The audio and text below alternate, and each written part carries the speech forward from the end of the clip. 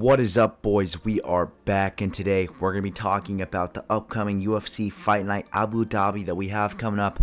And I gotta say, this is actually a crafty little fight night. Obviously, in the main event, we have this man on screen right now, Reinier Ridde, taking on Robert Whittaker, mate. In the co-main event, it is Peter Yan taking on Marcus McGee, and that's going to be a certified banger, dude. And obviously, we were supposed to get Movsar Evloev versus Aaron Pico, but Movsar had to pull out. And we have a couple other crafty fights on this card, dude. We have Sharon Magomedov, I think that's his name, versus Marc-Andre Barriault. We have Bryce Mitchell making his bantamweight debut against Saeed Nurmagomedov. That's also going to be a crafty little fight. In today's video, the only fights we're going to be predicting is just the main two. We're going to be predicting Marcus McGee versus Peter Yan, and obviously the main event, Reinier Ridde versus Robert Whittaker. So before we get into that, make sure to subscribe, dude. I think we're at like 856 subscribers.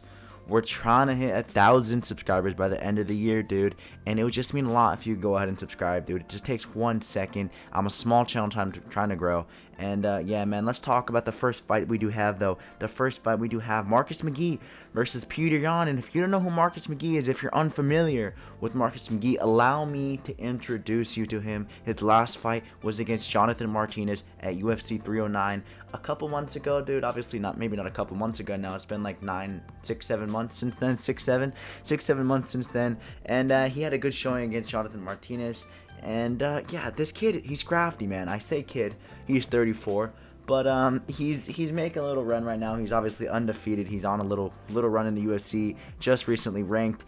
And I gotta say, obviously, this is a big step up in competition, dude. Peter Yan, former champion, one of the greatest boxers in the UFC's history, such a technical fighter.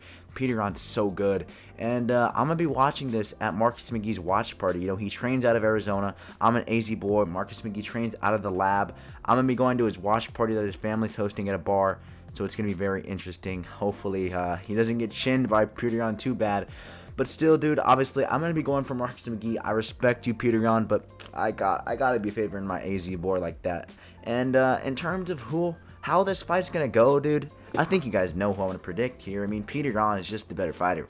That's just a fact at the end of the day. You know, I think it would be very funny if Marcus McGee could go in there and just chin Peter Yan in less than a round, and all of a sudden we have like a new bantamweight contender to face Merab next, because Merab, he's kind of killing all the contenders, dude. We need more guys to be able to face Merab, and if Peter Yan wins, we're gonna see another rematch from Merab. Obviously, he just fought Sean O'Malley for the second time. If Peter Yan wins, he's probably gonna be facing Merab after Merab beats Corey Sandhagen, so that wouldn't be too good.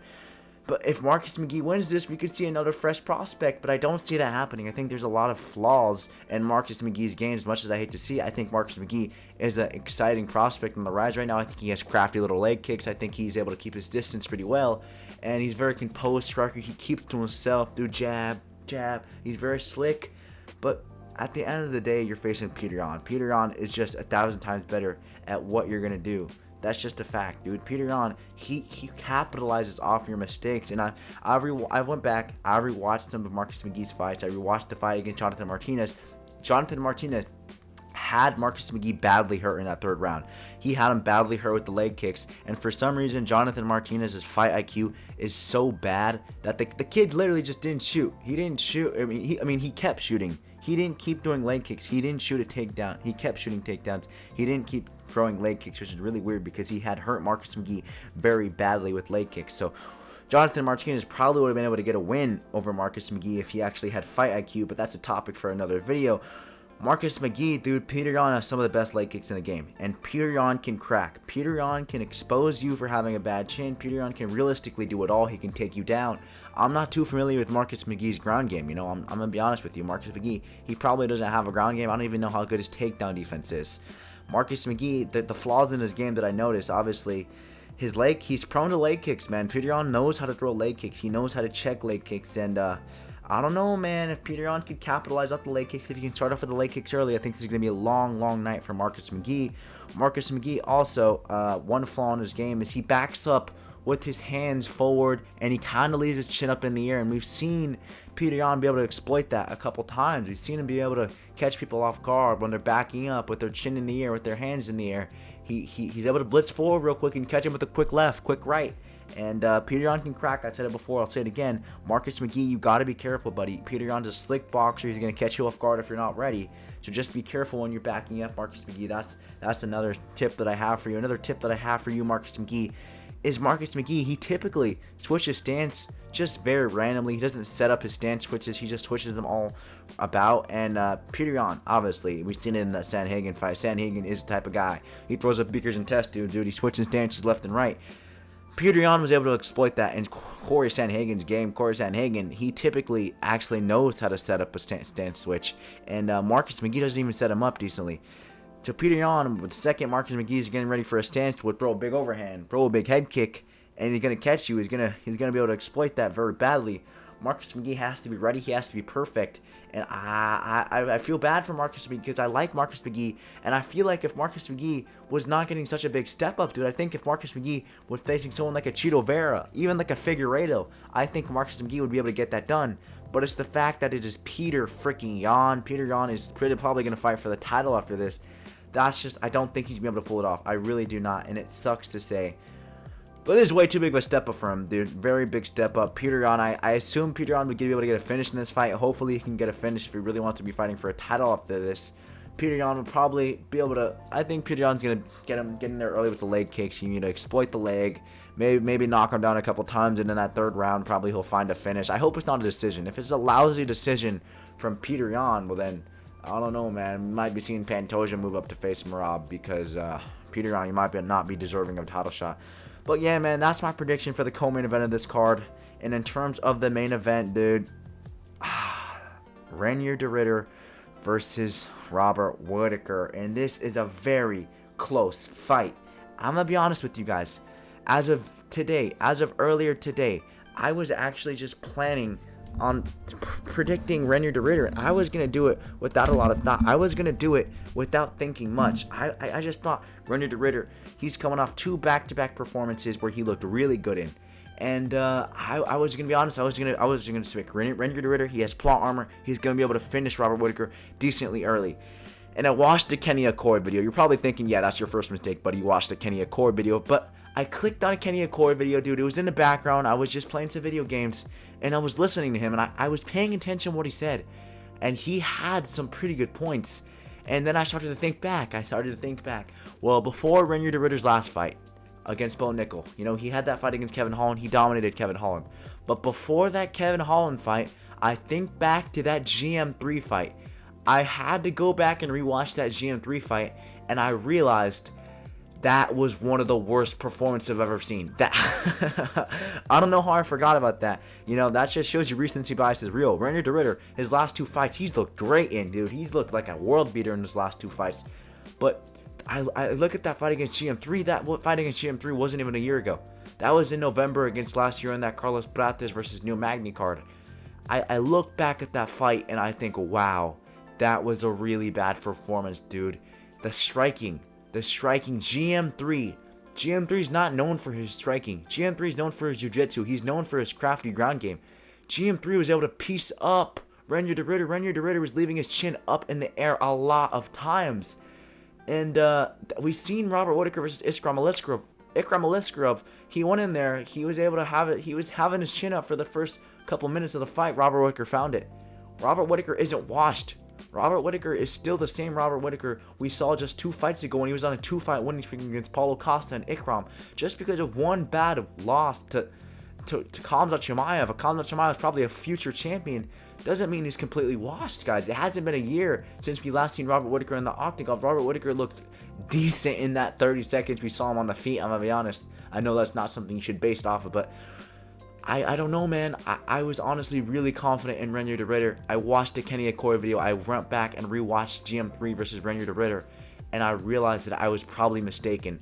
I realized that Robert Whittaker might be able to actually fraud check Reinier de Ridder. I realized that, and that kind of scares me because I look at who Reinier de Ridder is looking great against: Kevin Holland and Bo Nickel, 2 guys.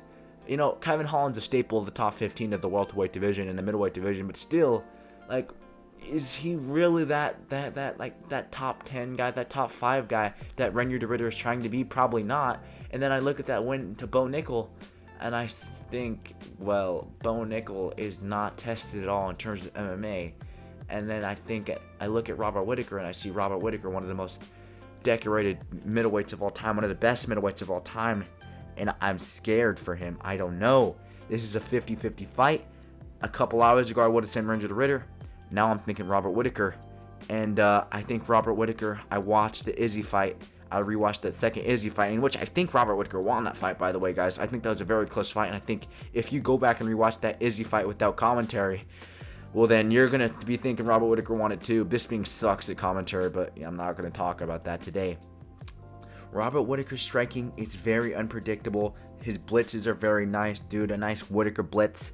I love a nice Whittaker blitz, dude. A nice Whittaker overhand then head kick. That's nice. And I'm scared, dude. I think Reinier the Ridder, if he can take this to the ground, well, then he might be able to get a nice win. But even then, Robert Whittaker has some decent scrambles on the ground. Robert Whittaker knows how to hold up on the ground. I'm not saying Robert Whittaker is some great ground game, but Robert Whittaker has some experience in the wrestling. Robert Whittaker's not that good at holding people down. But Reinier the Ridder, I don't know, dude. His jiu-jitsu is really good. I'll give him that. Reinier the Ridder's not the type of guy to shoot a double leg. He's not the type of guy to shoot a double leg. He's the type of guy to kind of overwhelm you. That clinch game, obviously, we've seen it in the Bo Nickel fight. The clinch game was there for him. He was able to land some nasty knees in the clinch. And I don't know, dude. Maybe Reinier the Ridder can sweep the legs, dude. Get Robert Whittaker against the cage, sweep the legs, and get him down to the ground. Maybe he can submit him, but the fight is going to start on the feet. I know that sounds like very basic stuff, very beginner stuff, very casual stuff to say, but this fight is going to start on the feet. I am trusting Robert Whittaker's ground game. You know, Robert Whittaker, he was known as a guy who had a crafty little ground game. He was known as a guy who had some great takedown defense. Don't let the comms fight trick you, boys. Robert Whittaker was known as a guy with some great takedown defense. And I don't see Reinier the Ridder being able to get this fight to the ground very well. You know, he was able to out-wrestle Bo Nickel in some instances in their last fight, and that is because Bo Nickel's wrestling does not exactly translate into the world of MMA too much. Robert Whittaker, he's probably a better wrestler in terms of MMA. I know that sounds crazy, but Robert Whittaker, he knows to give MMA a lot more than Bo Nickel. He's going to be able to stop these takedowns. He's going to be able to avoid getting outpowered by Reinier the Ridder. Robert Whittaker is a big man, you know, and he's not going to be undersized like Bo Nickel was against Reinier the Ridder. Reinier the Ridder is a former light heavyweight, but Robert Whittaker, he's built. You know, I don't know. I don't think Reinier the Ridder is going to be able to outpower Robert Whittaker necessarily. I think Robert Whittaker, he is simply a built middleweight, and I'm going to take him to win this fight. As much as I hate to say it, I like Reinier the Ridder. I like what I've seen from his last couple of performances, but I have to remember that GM3 fight. I really do. And if this comes back to bite me in the butt, well, then I look like a casual, I look like a whatever. But just know that I was one of the guys who said Robert Whittaker would win this fight. I do believe Robert Whittaker will win this fight. I'll say a decision. Maybe it can go to a finish. I feel like if Robert Whittaker wins this, it's going to be in dominant fashion. If GM3 wins this, it'll probably, or not GM3, if RDR wins this, it'll probably be in dominant fashion as well. So either way, I'm going to look like a dummy. And I'm going to go with Robert Whittaker, dude. I think his striking is just much better. I think he's going to be able to prevent this from going to the ground. And yeah, Robert Whittaker is my final prediction. Thank you guys for watching this video. If you guys are excited for this fight night coming up this weekend, we got a banger. Make sure to subscribe yet again. And thank you, everyone, for watching. I'll see you guys in the next one. MMA Outpost out.